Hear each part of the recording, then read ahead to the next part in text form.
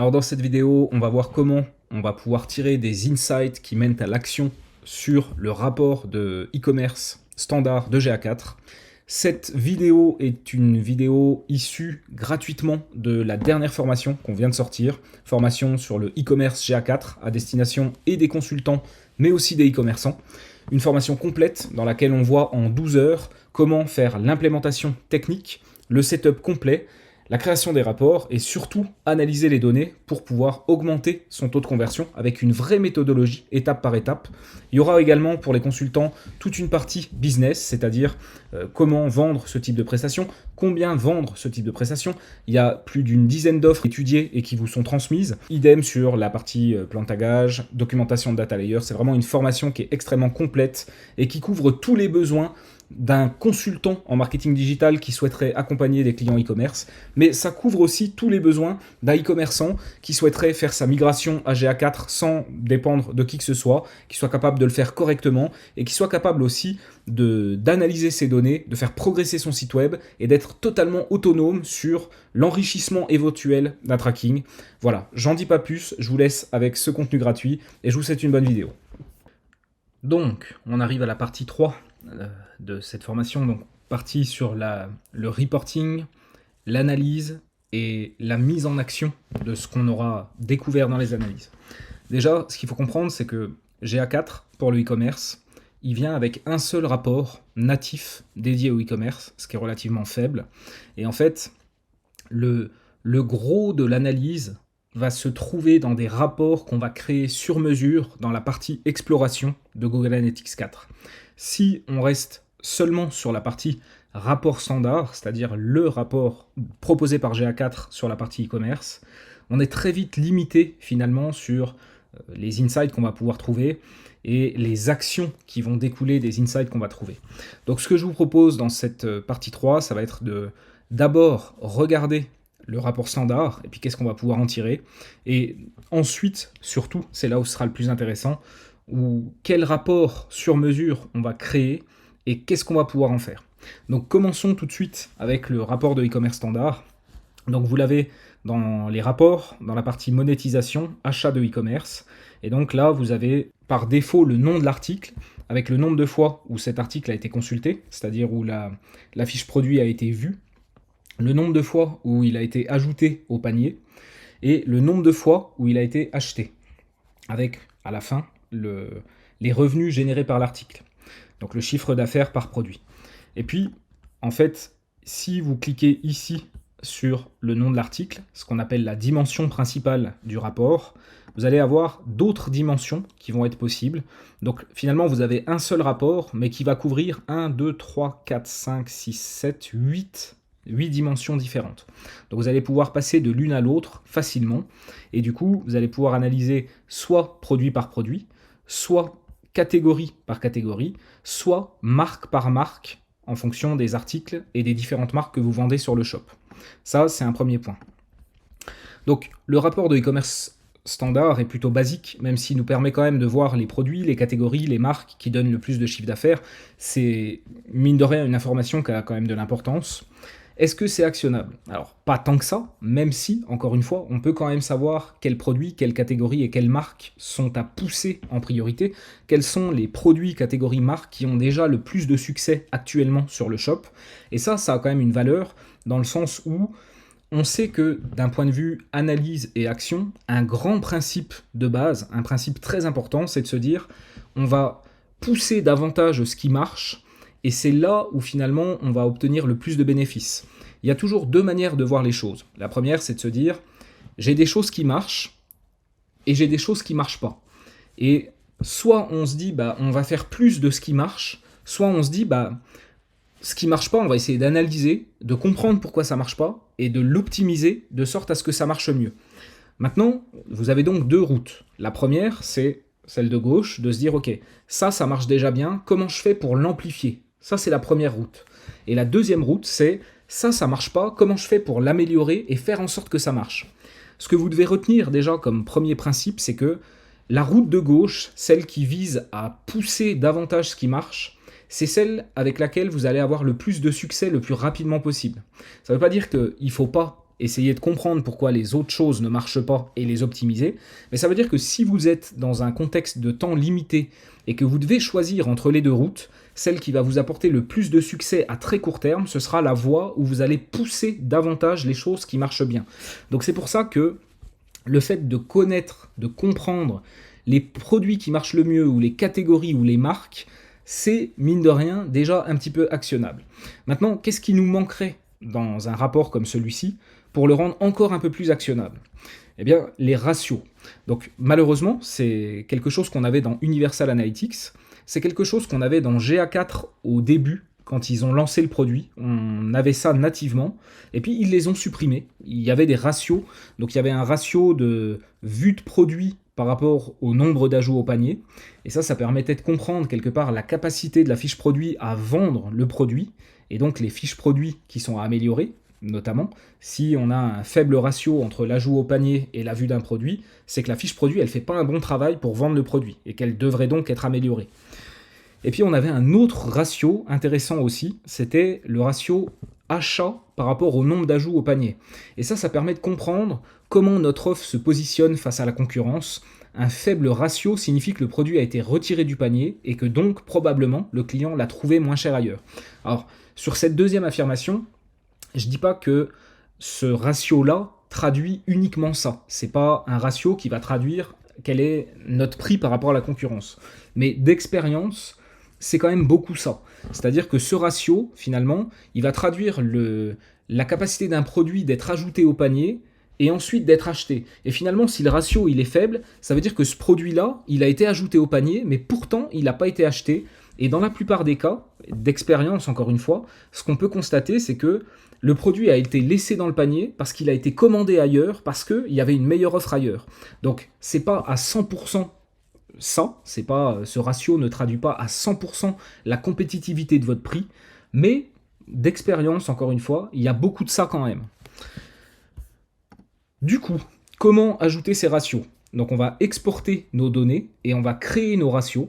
On aurait pu faire ça sur Looker Studio, mais il y a le problème des quotas. La solution restante serait donc de faire ça dans Google Sheet. Alors, un tout petit mot sur l'histoire des quotas. En fait, depuis début d'année 2023, quand vous exportez vos données sur Looker Studio, anciennement Data Studio, en fait, vous allez régulièrement avoir des messages d'erreur et des rapports qui ne s'affichent pas parce que Google va vous dire « Ah, mais le quota est dépassé » et donc vous ne pouvez pas afficher vos données. Parce que malheureusement, le connecteur natif GA4 pour Looker Studio, il a un quota qui est relativement faible, et donc dans l'énorme majorité des cas, malheureusement, dès lors qu'on va vouloir analyser nos données dans Looker Studio en les exportant depuis GA4, si tant est qu'on a un peu de trafic, on pourra quasiment rien faire, parce que systématiquement, Google nous dira bah, « tu dépasses les quotas, tu peux pas regarder ».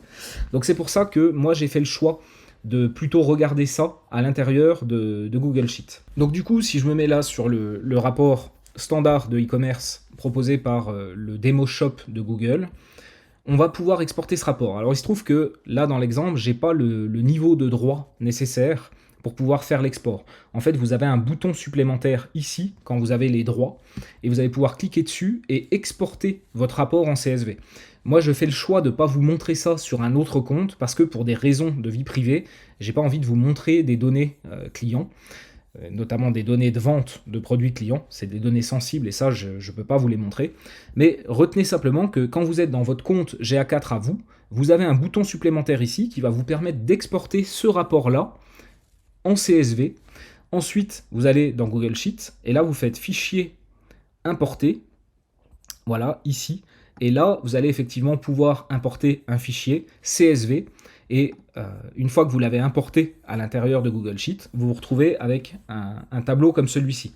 Donc vous aurez juste les articles consultés, les articles ajoutés au panier, les articles achetés et le revenu généré par l'article. Hein, c'est bien ce qu'on a ici, article consulté, article ajouté au panier, acheté, revenu par article. Et en fait, ce qui nous intéresse nous ici, ça va être d'ajouter des colonnes. Donc en fait, on va ajouter cette colonne-là, on va ajouter celle-là, on va ajouter celle-là, et moi j'ai même rajouté celle-ci. Donc le chiffre d'affaires moyen par produit consulté. Donc comment on fait ça? On sélectionne Vous voyez, par exemple, si je prends ça, hop, je vais lui dire insérer des cellules, décaler vers la droite, et puis bah, là, je vais pouvoir venir ajouter mon ratio, hop, panier détail. Et en fait, le ratio panier détail, ça veut dire que je lui dis c'est égal au nombre de fois où un produit est ajouté au panier, divisé par le nombre de fois où il a été consulté, et je me retrouve bien ici avec mes ratios, et ce qui m'intéresse, c'est de les passer en pourcentage, donc c'est ce que je fais ici. Ça, c'est 0, donc je mets simplement 0. Ça, c'est 0, je mets simplement 0. Et donc, dans cette colonne-là, je me retrouve bien avec la même chose que ce que j'ai ici. Donc, j'ai bien créé ici mon ratio panier détail. Si maintenant, je veux recréer le ratio achat détail, je vais virer ça, et je vais faire une nouvelle formule. Donc, c'est le nombre de produits achetés divisé par le nombre de produits consultés. Là, c'est pareil, j'étends ici. Hop, ça c'est 0, et ça c'est 0 aussi. Voilà, et donc je me retrouve bien achat détail, voilà, je me retrouve bien là-dedans avec ce que j'ai ici aussi. Et puis si enfin je veux faire le ratio achat panier, donc il faudra simplement venir changer la formule ici, lui dire que ce qui m'intéresse c'est le nombre d'ajouts au panier divisé par le nombre d'achats.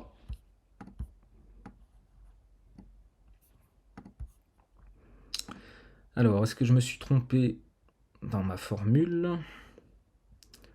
Oui, j'ai fait l'inverse. Donc c'est bien égal au nombre de produits achetés divisé par le nombre de produits ajoutés au panier. Voilà. Là, c'est tout de suite beaucoup plus cohérent. J'étends jusqu'en bas. Ici, c'est 0. Ici, c'est 0. Et ici, c'est 0 aussi. Voilà. Et donc, je me retrouve bien avec ce que j'ai par là.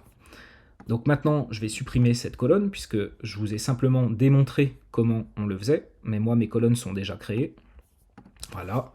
Et puis, ce qui va m'intéresser, ça va être de mettre en surbrillance, visuellement, les éléments un petit peu remarquables. Donc là, je vois que j'ai un ratio d'ajout au panier de 4, là 2,36, 5,50, alors que partout ailleurs, je suis en dessous de 1, voire je suis à 0. Donc ça, c'est des mesures qui sont remarquables. Ensuite, ici, pour le ratio achat détail, bah, c'est pareil. On est en dessous de 1 partout, sauf là, et sauf là. Donc je les mets en couleur également. Le ratio ajout achat panier, c'est pareil. Ça m'intéresse, c'est quand même assez élevé. Ça aussi. Ça, c'est très bas, enfin, 0, 0, 0. Et même là, quelque part, on est très bas. Hein. Sur ces deux valeurs-là, on est en dessous de 50%, donc ça ne mérite pas que je les mette en couleur. Ensuite, ce qui va être intéressant ici, ça va être les revenus générés par l'article. Donc là, on voit bien que sur cette ligne-là, on a 92,5% du chiffre d'affaires qui est réalisé sur les étagères. Donc là, c'est le cas d'un client. Donc je fais le choix de ne pas vous montrer l'analytics pour pas que vous puissiez savoir de quel client il s'agit. Par contre, j'ai pas de problème ici à vous montrer ces chiffres-là. Et puis, le chiffre d'affaires moyen par produit consulté. Donc là, on n'est pas vraiment sur un panier moyen, on est plus sur un ratio, vraiment le chiffre d'affaires par vue de fiche produit. Et ça, c'est intéressant aussi, hein, on va y revenir. Donc voilà comment finalement j'exporte les données de mon rapport standard Analytics GA4 pour le e-commerce. J'exporte ces données, je les enrichis avec des ratios, et maintenant commence l'analyse. Donc finalement, les étagères ont un ratio panier détail intéressant, 4,2%, 4,02%, ce qui semble indiquer que les fiches produits font plutôt un bon travail pour vendre le produit et susciter l'envie d'acheter. Effectivement, si vous vous rappelez ce que je disais, ce ratio-là, donc c'est le taux d'ajout au panier pour la vue d'une fiche produit. Et du coup, quand on a voilà, 4% comme ça, hein, surtout comparé au reste, bah on se dit, ok, bah ça veut dire que sur les étagères, les fiches produits, elles font plutôt un bon boulot, et elles arrivent plutôt à bien vendre le produit, à susciter l'intérêt, et faire en sorte que la personne qui visite cette fiche produit ait envie d'ajouter le produit au panier. Là, par exemple, on voit que sur les bibliothèques, c'est clairement moins le cas. Alors après, on a seulement 11 produits achetés, c'est moins représentatif statistiquement, mais pour autant, ça l'est déjà quand même un peu. Et on voit quand même que le ratio, il est relativement bas. Donc là, on voit que les fiches produits bibliothèques, a priori, elles sont moins bonnes que les fiches produits étagères. En tout cas, elles ont une capacité nettement moins élevée à susciter l'intérêt et à faire que les gens ajoutent au panier. Idem sur l'étape d'appoint. Alors sur l'étape d'appoint, on parle de 2 produits achetés, donc c'est trop peu. Donc là, je préfère ne pas faire d'analyse. Ça, il faudra simplement augmenter la plage de date pour essayer d'avoir plus de produits ajoutés au panier, plus de produits achetés, et que ça devienne représentatif statistiquement, et qu'on puisse commencer à faire des analyses là-dessus. Idem pour cette catégorie-là, Régal, on a seulement un produit acheté. Sur les lampes, c'est pareil, c'est un peu faible quand même. Ça peut être OK, et puis là, il n'y a aucun achat, donc ça, c'est pareil, je ne vais pas regarder. Donc les étagères ont un ratio achat-panier assez moyen, 39%, ce qui pourrait laisser entendre que l'offre n'est pas si bonne vis-à-vis de la concurrence. Souvent, les gens ajoutent au panier et comparent avec d'autres offres, d'autres sites web. D'expérience, plus ce ratio est bas, moins on est compétitif vis-à-vis de la concurrence, notamment en termes de pricing. Alors, de nouveau, je vous l'ai expliqué en introduction de cette vidéo, c'est pas la seule chose, c'est pas la seule explication. C'est pas parce qu'un produit il a un ratio achat-panier que forcément on est mal placé en termes de pricing. Il peut y avoir d'autres problèmes. Il peut y avoir des problèmes dans l'entonnoir de commande, mais globalement, d'expérience, encore une fois, ça c'est quand même quelque chose qui se vérifie souvent. C'est-à-dire que si vous vous retrouvez avec un produit qui sait susciter l'intérêt quand on voit la fiche produit avec un taux d'ajout au panier qui est assez élevé, et si derrière le ratio d'achat de ce produit-là il est assez faible, c'est que quelque part, la fiche produit, elle a bien vendu le produit, mais derrière, au moment où la personne fait la comparaison entre ce qu'elle a trouvé chez vous et ce qu'elle a trouvé chez d'autres vendeurs, et Amazon en tête, n'oubliez jamais ça, tout le monde a un compte sur Amazon, et commander sur Amazon est tellement facile, tellement simple, que si vous vendez un produit et qu'il est au même prix sur Amazon, il y a de fortes chances que les gens vont commander chez Amazon pour ne pas avoir à créer de compte chez vous. En fait, là où vous avez une vraie opportunité, c'est quand vous vendez des produits qui ne sont pas vendus sur Amazon. Ou alors ils sont vendus sur Amazon, mais ils sont quand même plus chers. Et finalement, là, c'est OK. Mais retenez bien ça, vraiment. Les gens n'aiment pas créer des comptes sur des sites e-commerce sur lesquels ils vont commander une ou deux fois. Et c'est vrai que de plus en plus, on assiste à ça. Les gens se disent, mais pourquoi je vais encore aller créer un énième compte sur un énième site alors que finalement, je vais passer une seule commande? Est-ce que ce produit, je ne peux pas le trouver là où j'ai déjà un compte? Et le premier réflexe e-commerce, c'est toujours Amazon. Il faut vraiment en avoir conscience. Donc voilà pour la partie étagère, on voit qu'elles font un bon boulot pour être ajoutées au panier, séduire le client quand on voit la fiche produit. Par contre derrière le ratio d'achat il n'est pas très bon, donc se pose la question de est-ce qu'on est suffisamment bon en termes de pricing. Donc on voit que les ventes d'étagères représentent 93% du chiffre d'affaires total, c'est donc la première priorité. Alors c'est pareil, je vous donne dès maintenant un autre principe d'analyse. Si vous vous souvenez ce que j'expliquais il y a quelques minutes, vous avez deux routes. Soit vous trouvez ce qui marche bien et vous en faites plus, soit vous trouvez ce qui marche pas, vous l'optimisez et vous essayez de le faire marcher. Comme je vous l'expliquais, ce qui va fonctionner le mieux, ce qui va vous donner du succès à très court terme le plus rapidement possible, c'est la voie où vous allez amplifier ce qui marche déjà. Maintenant, c'est un deuxième modèle mental que j'aimerais vous donner là, c'est-à-dire que typiquement, là, on voit que ce produit-là représente 93% du chiffre d'affaires. Donc c'est clairement ce qui marche le mieux, c'est ce qui drive 93% des ventes, en tout cas du chiffre d'affaires. Et donc ça, c'est vraiment la première priorité. Vous pourriez regarder le tableau et vous dire, je sais pas, allez, admettons que ce produit-là, voilà, les 3 cases ici sont en rouge, donc c'est intéressant. Et on pourrait se dire, ouais, il faut, ça c'est une priorité. Mais sauf que ça représente peanuts, ça représente 1% du chiffre d'affaires, même pas 0,5%. Et du coup, ça c'est tout sauf une priorité. Ça c'est la priorité. C'est là où ça marche le mieux déjà, d'accord? Donc prêtez toujours attention quand vous analysez des données comme ça, de vous focaliser sur là où vous allez avoir le plus d'impact. Là où vous allez avoir le plus d'impact, c'est pas en améliorant un truc qui fait 0,2% du chiffre d'affaires. Non, c'est en améliorant ce qui représente déjà 93% du chiffre d'affaires. Si là-dessus, sur cette ligne-là, admettons, vous arrivez à faire passer ce taux-là à 45%, c'est pas énorme, vous l'augmentez de 6%, et le chiffre d'affaires que vous allez réaliser en plus, ça va être gigantesque. Alors que là, admettons que ici, vous arrivez à monter à 10%, d'accord? Vous arrivez à améliorer toutes les fiches produits et d'un seul coup, vous avez un ratio de 10%. Vous arrivez vraiment à susciter beaucoup plus d'intérêt. Même ici, avec un ratio à 10%, la part du chiffre d'affaires que vous allez gagner en plus, elle sera dérisoire. On parle de peut-être 1%. 1%, c'est rien par rapport au gain potentiel que vous auriez ici. Donc attention de toujours bien prioriser et toujours avoir en tête l'impact. où est-ce que je vais avoir un vrai impact? Si ici vous améliorez ne serait-ce que de 2%, l'impact sur le chiffre d'affaires, il va être beaucoup plus élevé que ce que vous pourriez avoir ici ou ici. Parce que c'est déjà ça qui marche, d'accord? C'est un modèle mental qui est hyper important. Donc, la recommandation ici serait de comparer les offres concurrentes. On pourrait regarder dans Google Ads contre qui on est dans les annonces, d'accord? Donc on pourrait regarder dans Google Ads qui sont nos concurrents sur les campagnes pour les étagères.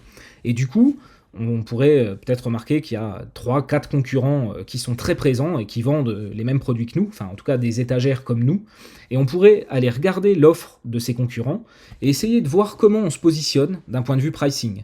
Et c'est fort probable qu'on trouverait que parmi les offres concurrentes, on a des produits assez similaires aux nôtres et potentiellement moins chers, en tout cas mieux placés. Après, il y a toujours deux approches.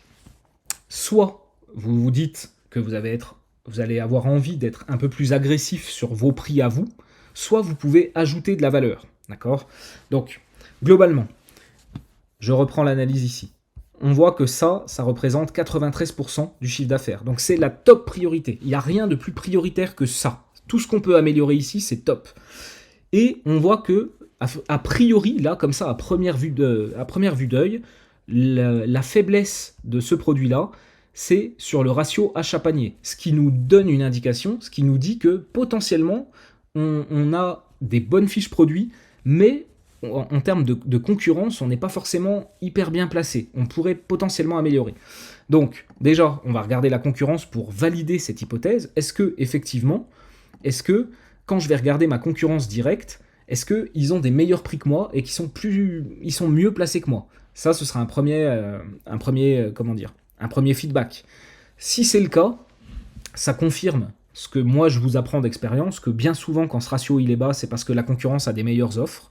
Et si toutefois vous avez des prix qui sont relativement acérés et puis il n'y a pas tellement de différence, alors à ce moment-là, il y a d'autres questions à se poser. Mais en tout cas, la première chose, c'est de pouvoir aller comparer la concurrence. Vous verrez que dans 8 cas sur 10, quand vous avez un faible ratio ici, c'est que généralement, il y a des meilleures offres à la concurrence. Et puis, qu'est-ce qu'on fait? D'accord? On sait que ce ratio-là, c'est vraiment celui qu'on doit améliorer. On a compris, en analysant la concurrence, que en termes de prix, on pourrait faire mieux de notre côté. Du coup, vous avez plusieurs possibilités. Moi, j'en vois 3. C'est ce que je vous donne ici, et c'est vraiment la recommandation que je ferai moi aux clients. Je lui dirais, c'est simple, soit tu peux faire un test, pendant 1 mois, tu baisses tes prix de 20%, donc tu te mets sur du pricing beaucoup plus agressif, tu essayes de faire en sorte d'être au même prix que les concurrents qui vendent le moins cher, et on fait un test, on voit si ce mois-ci, quand on baisse le prix et qu'on est beaucoup plus agressif, si on arrive à faire remonter sensiblement ce ratio-là. Il y a de fortes chances que oui, mais on n'est jamais sûr d'avance. Donc c'est un test qu'il faut faire. Donc on teste ça pendant 1 mois. Et puis ensuite, on peut revenir au prix normal. Et puis là, il faut se poser plusieurs questions. Est-ce qu'on a envie de baisser le prix?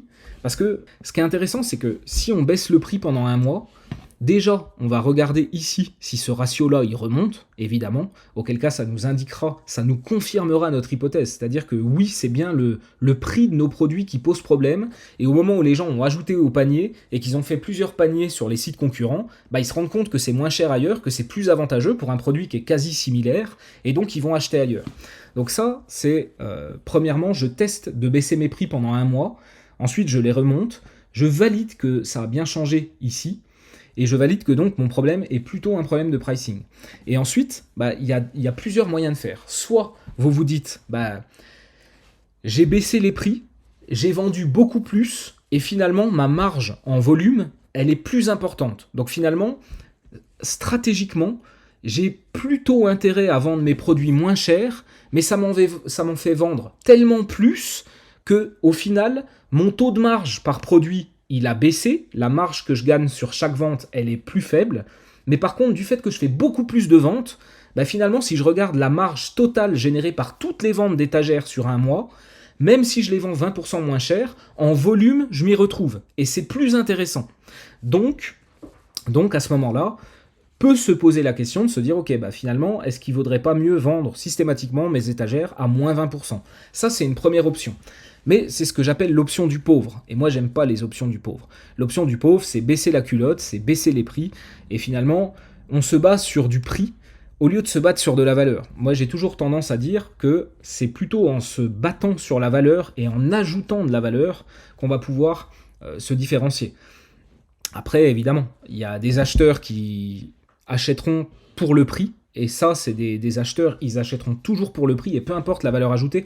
Admettons que vous ayez deux produits similaires, et puis dans un des produits, il est vendu plus cher, mais il y a du service en plus. Les livreurs viennent jusqu'à votre porte, ils vous déballent l'étagère, ils vous l'installent, etc.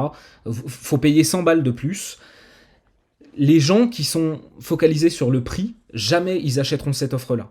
Mais la question, c'est est-ce que vous avez envie d'être plutôt destiné à des gens qui cherchent seulement un prix, ou est-ce que vous avez envie de viser des acheteurs plus haut de gamme, entre guillemets? C'est une stratégie, il n'y a pas de bonne ou de mauvaise réponse. Les acheteurs qui sont focalisés sur le prix ne sont pas des moins bons acheteurs que les acheteurs focalisés sur le service. Encore que, ça dépend. Ce qu'on peut se rendre compte, c'est qu'au niveau du service commercial, généralement, les acheteurs qui sont vraiment très très basés sur le prix sont aussi des gens qui vont être plus agressifs, moins contents et qui vont être plus chiants. Dans la majorité des cas, ça reste une généralité, mais c'est quand même quelque chose qui se retrouve régulièrement. Donc à vous de savoir si vous avez envie plutôt d'avoir des clients qui sont orientés prix et potentiellement un peu plus difficiles à satisfaire, et plus exigeants, alors que pourtant c'est ceux qui payent les moins chers, mais c'est quand même ceux qui sont souvent les plus exigeants, ou est-ce qu'au contraire, vous avez plutôt envie de vous positionner comme étant une marque à forte valeur ajoutée qui va cibler des acheteurs plutôt premium que des acheteurs plutôt basés sur le prix. Encore une fois, il n'y a pas de jugement et il n'y a pas de stratégie meilleure qu'une autre. Moi, personnellement, je préfère des acheteurs premium et je préfère toujours rajouter de la valeur. Mais après, encore une fois, ça c'est chacun son positionnement, il n'y a pas de problème avec ça. Donc première option, vous battre sur le prix, baisser votre prix, calculer si les ventes additionnelles font que la marge en volume est supérieure, et auquel cas c'est intéressant, très bien. Et sinon, vous avez deux autres options, ça va être cette fois d'ajouter de la valeur. C'est de se dire, ok, bah, je suis plus cher, je suis 20% plus cher que mes concurrents en moyenne, mais je vais ajouter de la valeur. Alors on pourrait soit ajouter par exemple un cadeau, et auquel cas un cadeau qui aurait par exemple une forte valeur perçue au niveau de la clientèle, mais qui pour vous, finalement, a un coût qui n'est pas si élevé que ça. Par exemple, vous vendez 20% plus cher, vous offrez un service qui, à vous, ça vous coûte 10%, alors que finalement, la valeur perçue au niveau du client, elle est beaucoup plus élevée que ça. Et finalement, le client, il se dit « Ah ouais, c'est trop bien », alors que vous, ça vous coûte pas si cher que ça. Donc ça, c'est évidemment le meilleur des cas. Admettons, je sais pas... vous offrez par exemple l'installation à domicile et vous avez un super deal avec votre transporteur qui lui vient de lancer ce service-là et essaye de pénétrer le marché, du coup il fait des prix canons et du coup vous pourriez dire voilà, moi je vends 20% plus cher mais moi mes clients sont rois et l'étagère elle est installée chez vous, vous n'avez rien à faire, vous n'avez pas à payer en plus et finalement les clients s'ils comparent la possibilité d'acheter ailleurs à 20% moins cher, mais qui prennent l'option installation, ils se rendent compte que c'est moins cher chez vous, par exemple. Ça, c'est une option. Ou alors, si vous n'arrivez pas à avoir de la valeur additionnelle sous forme d'un cadeau, ce serait bien de voir si vous ne pouvez pas vous différencier afin d'être moins en concurrence. Est-ce que vous pourriez personnaliser votre offre de manière à ce que finalement, quand on voit votre offre, il n'y a pas tellement d'équivalent. Alors vous pourriez proposer des coloris exclusives ou des fonctionnalités exclusives, vous voyez. L'idée c'est simplement d'ajouter de la valeur et d'être moins en concurrence, d'être mieux différencié et que finalement les 20% de différence de prix se justifient.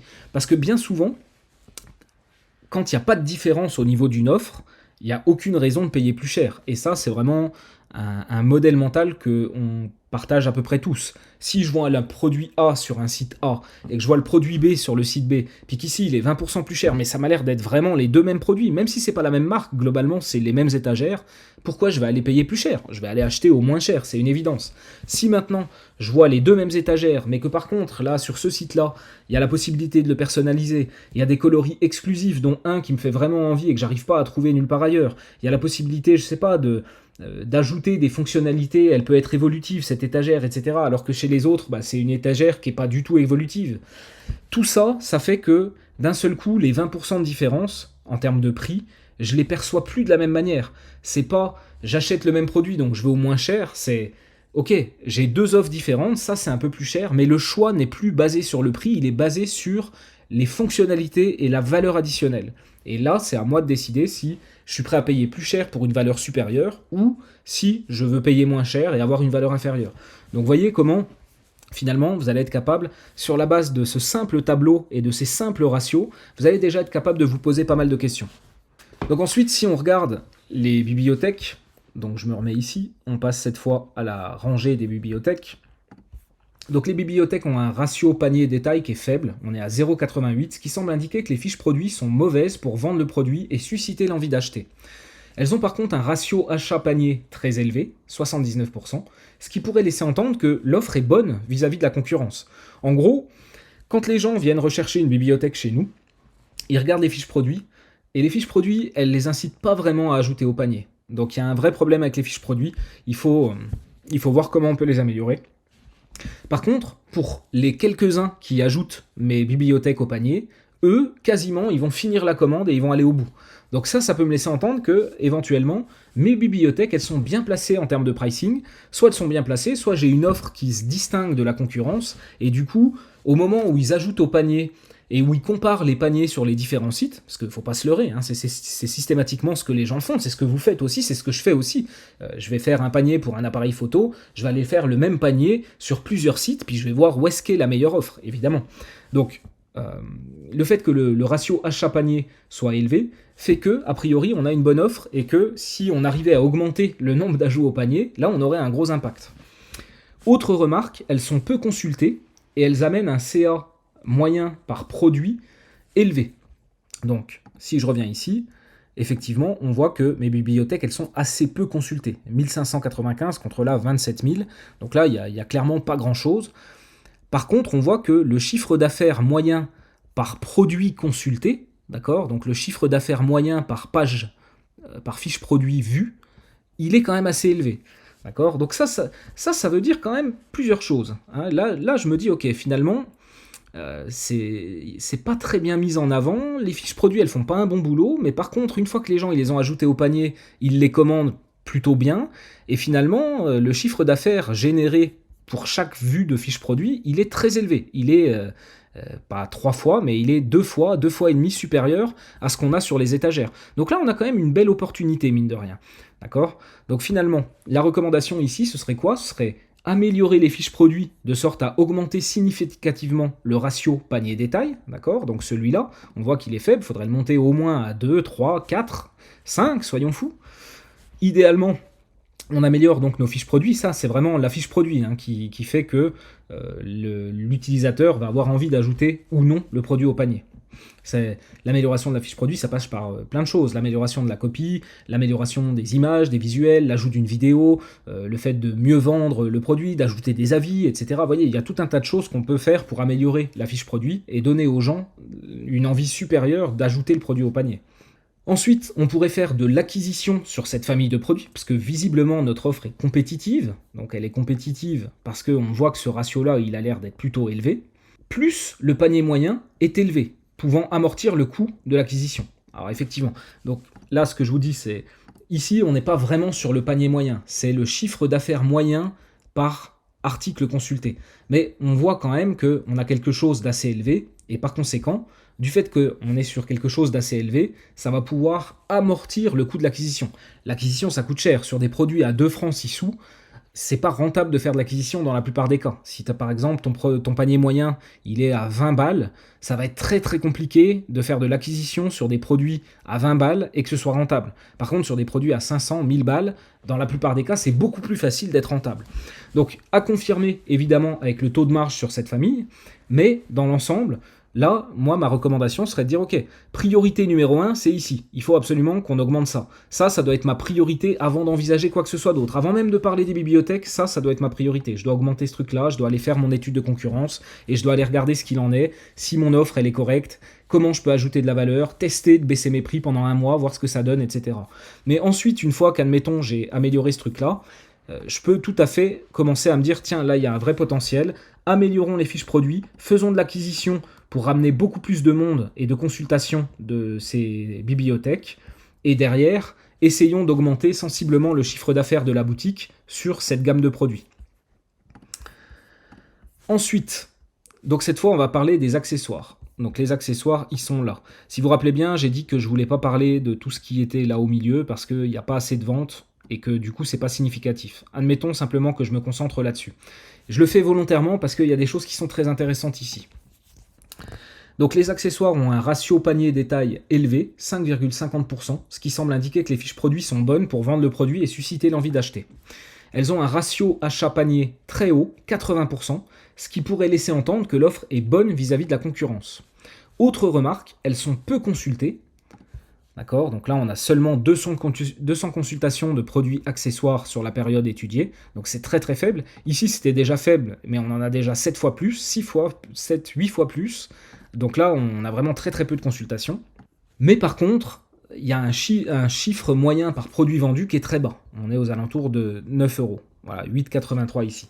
Donc, du coup, quelles seraient mes recommandations?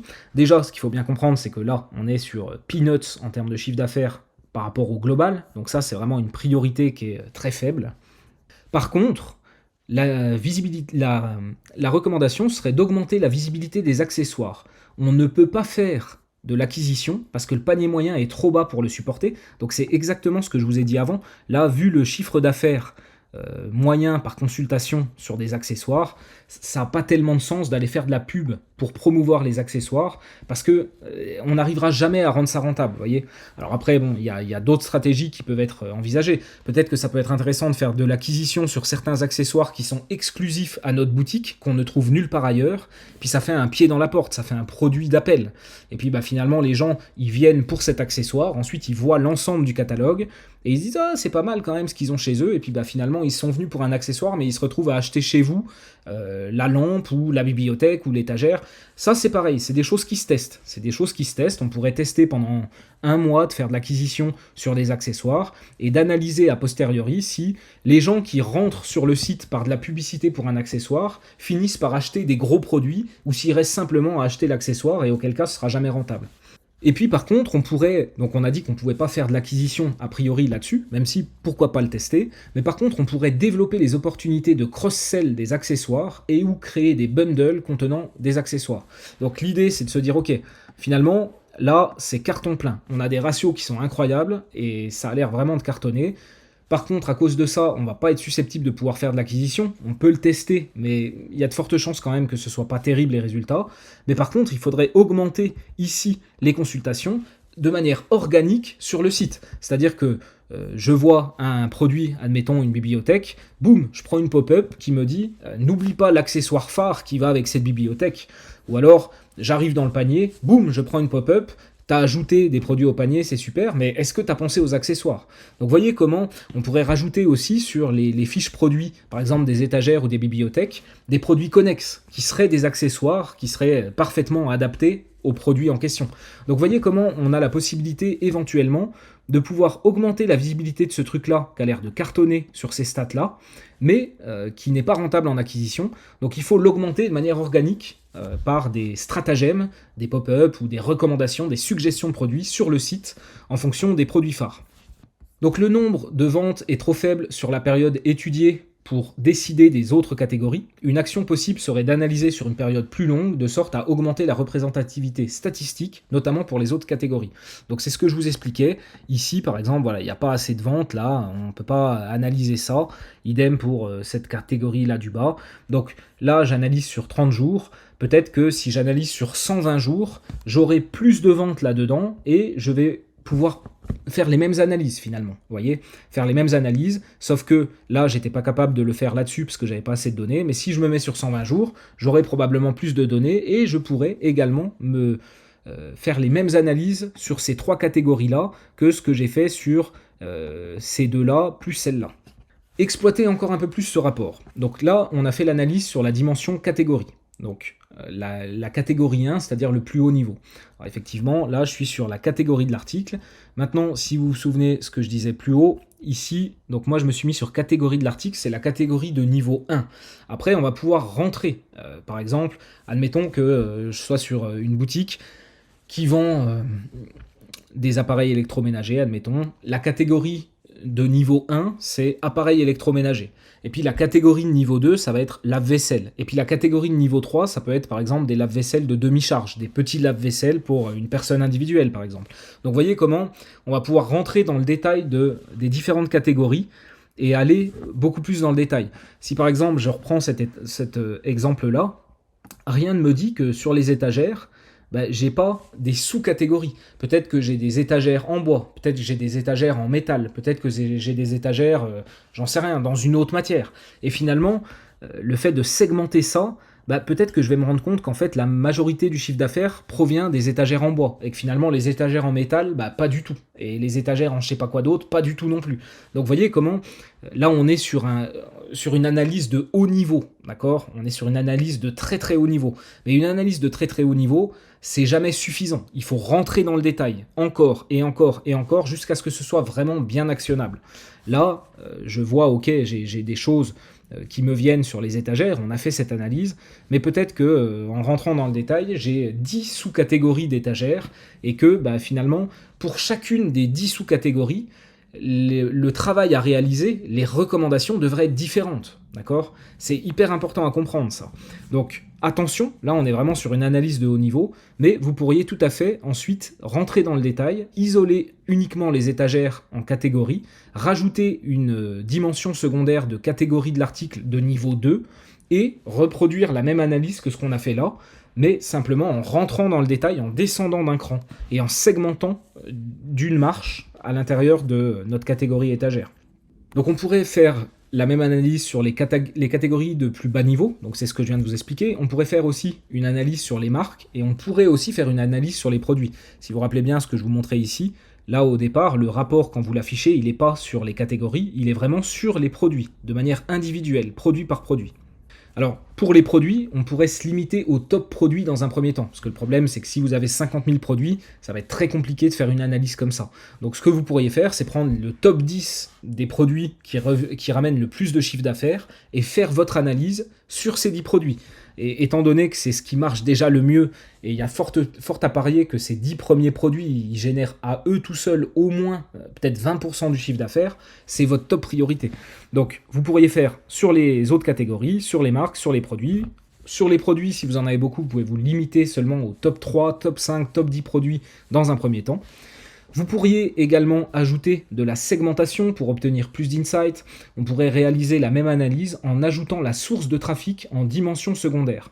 On pourra alors comparer la performance des différentes catégories selon la source de trafic.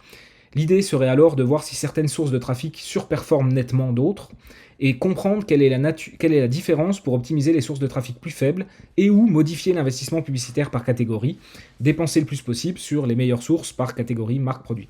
Alors, il y a beaucoup de choses là-dedans.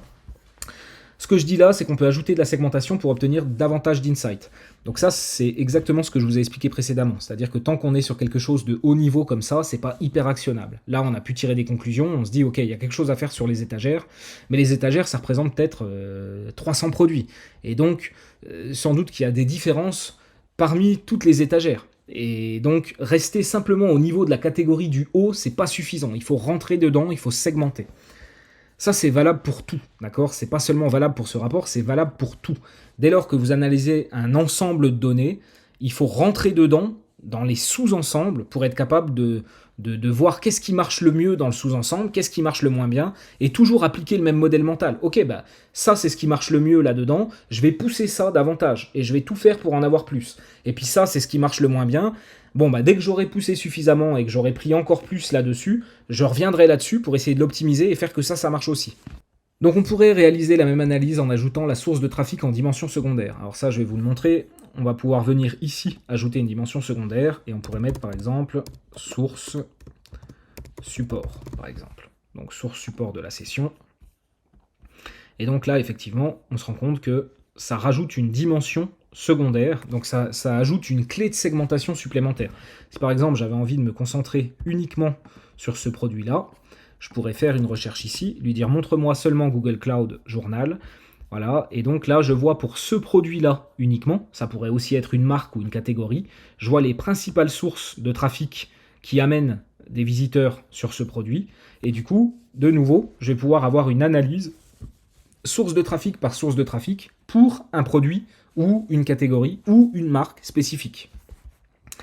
Donc ça, c'est mon deuxième tableau. Donc moi, ce que j'ai fait dans le cadre de mon client, j'ai sélectionné uniquement les étagères et puis j'ai ajouté une dimension secondaire pour les sources de trafic. Et puis de nouveau, donc j'avais uniquement les articles consultés, ajoutés au panier, achetés, et puis j'ai créé mes ratios, comme je l'ai fait tout à l'heure. Là, j'ai récupéré le chiffre d'affaires généré par l'article. J'avais pris une période un peu plus longue, hein. Vous remarquerez que les chiffres d'affaires sont plus importants. Et puis ici, j'ai refait mon petit ratio de chiffre d'affaires moyen par fiche produit consulté par source de trafic. D'accord ? Et donc, on va faire l'analyse de ce truc-là. Donc, on voit ici qu'on a de super perf sur Bing organique. Donc ici, si je viens, voilà, là, j'ai bien Bing organique. Je vois que j'ai un ratio d'ajout au panier qui est assez intéressant. Donc ça veut dire que, globalement, j'attire des bonnes personnes sur Bing, des personnes très qualifiées, qui ont un intérêt supérieur, une envie supérieure aussi d'acheter, en tout cas d'ajouter au panier mon produit, que par exemple ce que j'ai ici sur Google Search. D'ailleurs c'est intéressant, ça me permet de préciser, d'ajouter encore un tout petit peu plus par rapport à ce ratio-là. Donc c'est tout à fait vrai ce que je vous ai dit précédemment. Ce ratio, il va traduire la capacité d'une fiche produit à susciter l'envie et l'intérêt d'ajouter le produit au panier. C'est tout à fait vrai. Mais, comme on le voit ici, en segmentant par source de trafic, on voit aussi qu'on a des différences très très marquées selon les sources de trafic. Et donc, ce ratio-là, quelque part, il va aussi traduire la pertinence de nos campagnes.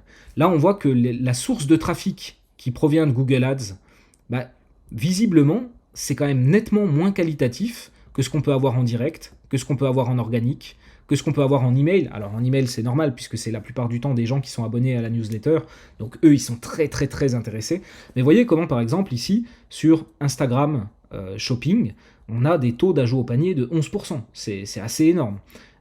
Donc ici Bing c'est pareil, et puis Bing il cartonne sur les trois, donc on a vraiment les trois ratios qui sont assez élevés. Donc là, moi ce que je recommanderais aux clients, c'est de tester du Bing Ads pour voir si on arrive à y avoir des bonnes performances. Puisque Bing semble être une très très bonne source de trafic, ça peut valoir le coup de doubler la mise et d'aller faire des campagnes sur Bing Ads et voir si potentiellement on n'arriverait pas à avoir du trafic. Alors sans doute qu'on n'aura pas du trafic aussi qualifié, encore que, mais en tout cas probablement du trafic meilleur que celui-là, d'accord ? Donc voilà un exemple en rajoutant une source de trafic ici, en étudiant seulement la catégorie des étagères, voyez comment vous allez pouvoir rentrer dans le détail et trouver des nouveaux insights.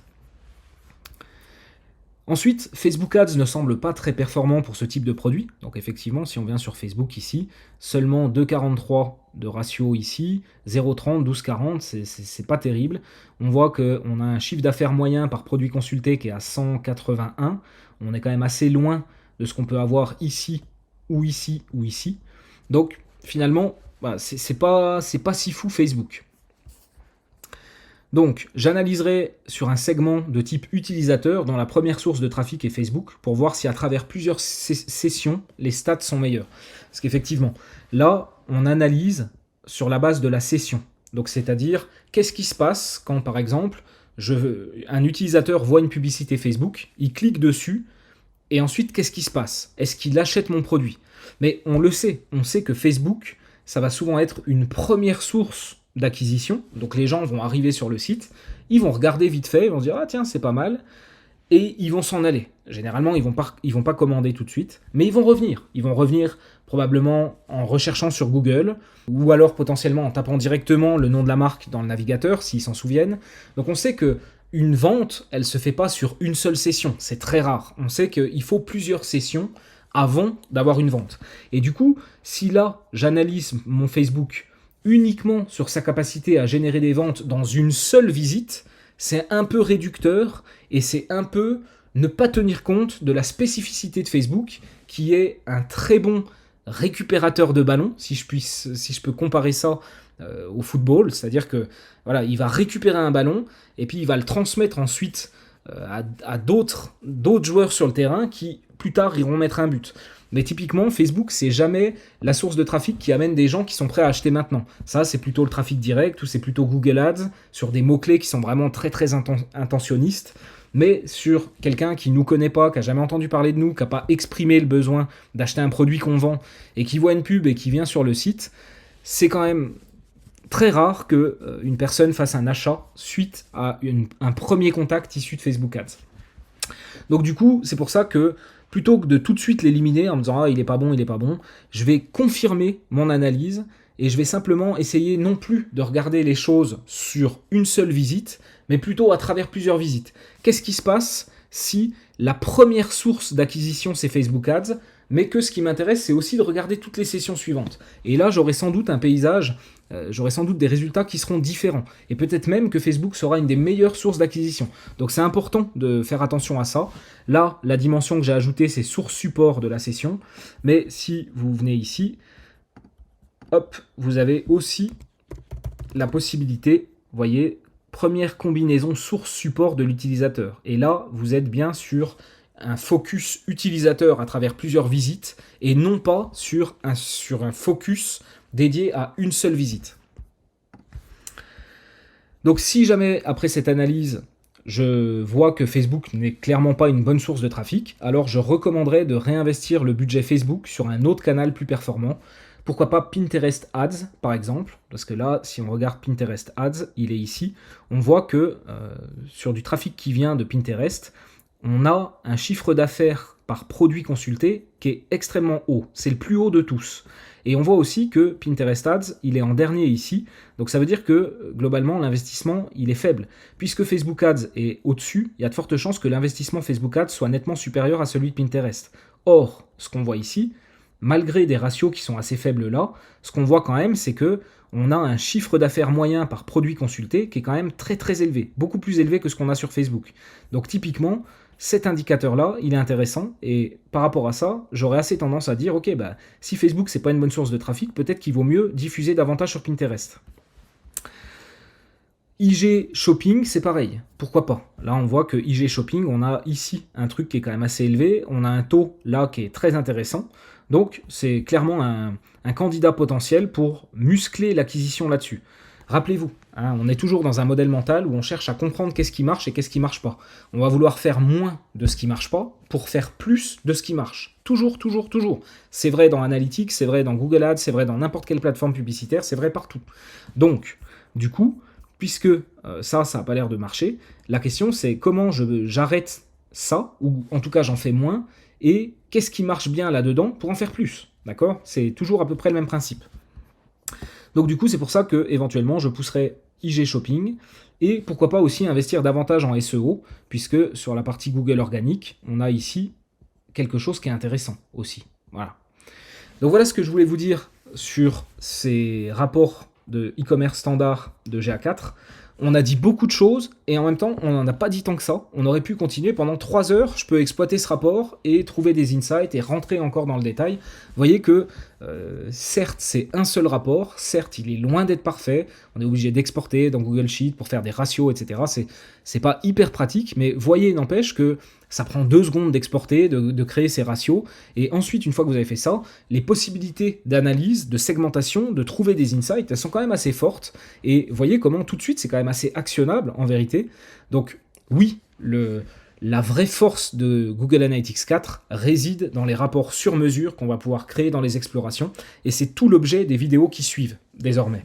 Mais ne sous-estimez pas pour autant ce rapport standard et voyez comment, simplement en exportant dans Google Sheet, en ajoutant des ratios, en ajoutant des dimensions secondaires ou en rentrant encore un peu plus dans le détail de la dimension principale, vous allez pouvoir trouver des super insights, vous poser plein de questions et déjà faire pas mal d'améliorations au niveau de votre site et ou de votre acquisition.